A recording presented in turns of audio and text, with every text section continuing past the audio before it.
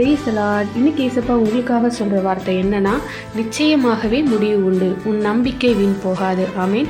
ஆண்டவர் உங்களை பார்த்து தான் சொல்கிறாரு, நிச்சயமாகவே முடிவு உண்டு. உங்கள் நம்பிக்கையெல்லாம் இழந்துட்டீங்களா? நான் ரொம்ப நம்பினேங்க, ஆனால் எல்லாமே வீணாக போச்சு. என் நம்பிக்கையெல்லாம் நான் இழந்துட்டேன்.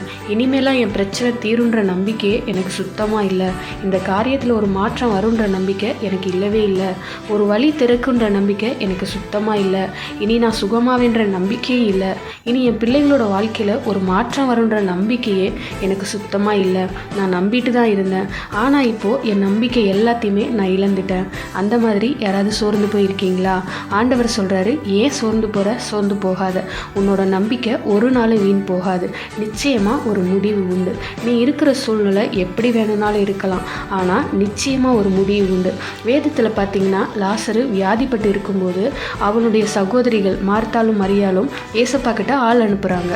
ஏசப்பா அந்த டைமில் வந்தால் லாசருவை சுகமாக்கிடலாம். ஆனால் ஏசப்பா வரலையே. சரி, அவன் இறந்த உடனே வந்திருந்தா கூட அவரால் உயிரோடு எழுப்ப முடியும். அதனால் வெயிட் பண்ணிகிட்டே இருக்காங்க. அடக்கத்தை கூட லேட் பண்ணிகிட்டே இருக்காங்க, ஏசப்பா வந்துடுவார் அப்படின்னு. ஆனால் அவர் வரவே இல்லை. காலம்தான் கடந்து போச்சு. லாசருவை அடக்கமும் பண்ணிட்டாங்க. அவன் அடக்கம் பண்ணி 4 நாள் கழித்து ஏசப்பா வராரு. அந்த டைமில் அவனோட சரீரமெல்லாம் அழுகி ஸ்மெல் வர ஆரம்பிச்சிருக்கும். ஒன்றுமே பண்ண முடியாத நிலைமை. இனி அவன் உயிர் பெறுவதற்கான வாய்ப்பே இல்லை. அப்படி தான் மார்த்தாலும் மரியாலும் நினச்சாங்க. அவங்களுக்கு சுத்தமாக நம்பிக்கையே இல்லை.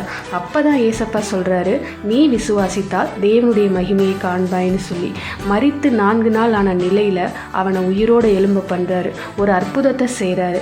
அதே மாதிரி அந்த மார்த்தால் மரியாள் மாதிரி தான் இப்போ நீங்கள் நினைக்கிறீங்க, இனிமே அவ்வளோதான், முடியாது, நடக்காது அப்படின்னு. ஆனால் ஆண்டவர் சொல்கிறாரு, உன் நம்பிக்கை வீண் போகாது. நிச்சயமாக ஒரு முடிவு உண்டு.